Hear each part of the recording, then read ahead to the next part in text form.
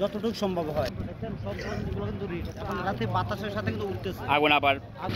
এগুলো দেখেন একটু নদী পর্যন্ত।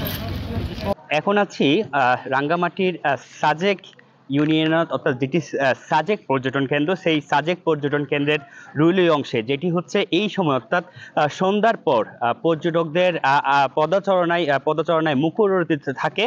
সেই সাজেক কিন্তু এখন সাজেকের রুইলুই এখন কিন্তু পুরোটা ধ্বংসস্তূপে পরিণত হয়ে গেছে। এবং আজকে দুপুর একটারও কিছু সময় আগে যে আগুনের সূত্রপাত ঘটে এখানকার স্থানীয় একটি কটেজের থেকে, যেখানকার সূত্রপাত বলছেন এখানকার প্রত্যক্ষদর্শী কিংবা স্থানীয়রা, সেই আগুনের পর এই যে রুইলুই পাড়া সেটি একটি নিশ্চুপ নগরী কিংবা হচ্ছে একটি ধ্বংসস্তূপে পরিণত হয়েছে। আমরা দেখতে পাচ্ছি এই যে রুইলুইপাড়ার যেখানে আগে এই সময়টাতে অর্থাৎ পর্যটকদের উপস্থিতিতে মুখরিত হয়ে থাকতো কিংবা একটি ব্যবসায়িক জোন হিসেবে সন্ধ্যার পরে এই অংশটুকু সাজেকের জমজমাট থাকতো, সেটি কিন্তু এখন পুরো টিন কিংবা কাঠের পুরো অংশতে কিন্তু এবং ছাই উড়ে এসে গন্ধ আসছে কিংবা একটি ধ্বংসপুরী, একটি নগরী ধ্বংসপুরীতেই পরিণত হয়েছে এই রুইলুই।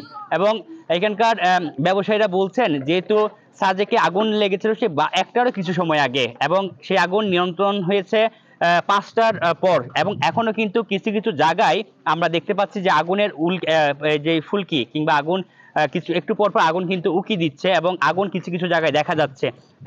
ফায়ার সার্ভিসের 3টি ইউনিট তাদের সাধ্যমতো তারা চেষ্টা করে গেছেন, তবে পানির সংকটের কারণে তারা বলছেন যে যেহেতু তারা আগুন নিয়ন্ত্রণ করার জন্য কিংবা আগুন প্রতিরোধ করার জন্য তাদের যে একটি পানির দরকার ছিল, সেই পানির কিন্তু তারা পর্যাপ্ত মজুদ পাননি এই সাজেক ভ্যালিতে অর্থাৎ রুইলুই অংশে।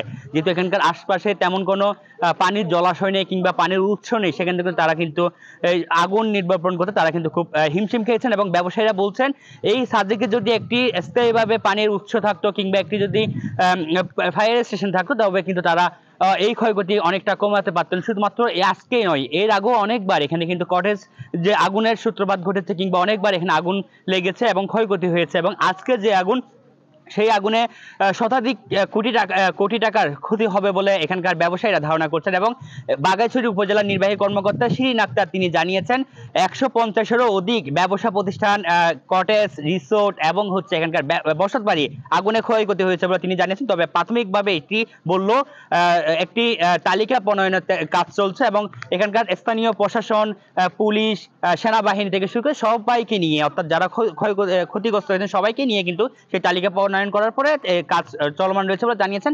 এই ছিল আমার কাছে রাঙ্গামাটির সাজেক ভ্যালির রুইলুই থেকে আগুন পরবর্তী তথ্য।